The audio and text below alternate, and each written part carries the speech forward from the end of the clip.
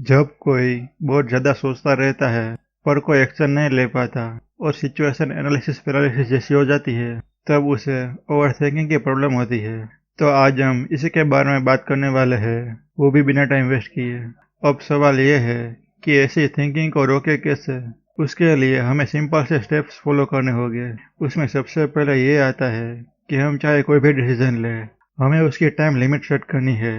किसी भी डिसीजन में एक लिमिट से ज़्यादा सोचना समय की बर्बादी होती है और टेंशन का कारण भी।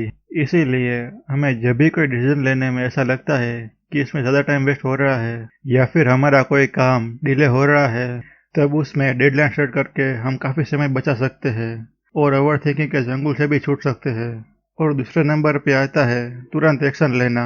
कोई भी डिसीजन लेने के बाद उस पर एक्शन लेना अपने आप में एक बहुत ही मुश्किल टास्क होता है, क्योंकि हम चाहे कोई भी नई चीज़ शुरू करने जा रहे हो, उसकी शुरुआत ही सबसे मुश्किल होती है। और ये भी सच है कि हम लाइफ में कुछ भी बदलना चाहते हो तो उसमें आज ही से एक्शन लेना होगा। इसीलिए शुरुआत में छोटा छोटा स्टेप लेके ही हम लाइफ में आगे बढ़ सकते हैं। और एक बार एक्शन लेने के बाद उसमें सफल होने के लिए हमें जी जान लगा देनी है। और अगर बाई चांस हमारे प्लानिंग के हिसाब से कुछ ना हो, तो उस सिचुएशन को भी नॉर्मली हैंडल करना है। इस समय हमारे हाथ में क्या है और हम किस पर एक्शन ले सकते हैं उसके बारे में सोचना है, क्योंकि हम चाहे कुछ भी कर ले, हमारे हाथ में सब कुछ नहीं हो सकता। और अगर हमारे हाथ में जो नहीं है हम उसके बारे में ही ज़्यादा सोचने लगे तो हमारा ही टाइम वेस्ट होगा। इसके बाद आता है लिखना, क्योंकि हम जो भी प्लानिंग कर रहे हैं उसे अगर एक कागज़ में लिखेंगे तब हमारा दिमाग कॉन्शियसली सोचने लगेगा।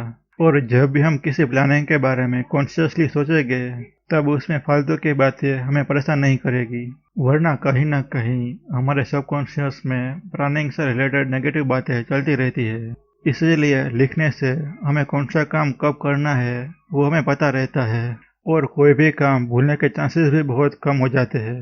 और ओवर थिंकिंग को कम करने का एक तरीका मेडिटेशन भी है। ये बात साइंटिफिकली प्रूवन है कि मेडिटेशन से हमारा माइंड रिलैक्स रहता है, जिनसे हमारी रियलिस्टिक थिंकिंग इंप्रूव होती है। तो ये सारे स्टेप्स ओवर थिंकिंग के प्रॉब्लम को दूर करने में काफ़ी मदद कर सकते हैं। तो आज के लिए इतना ही।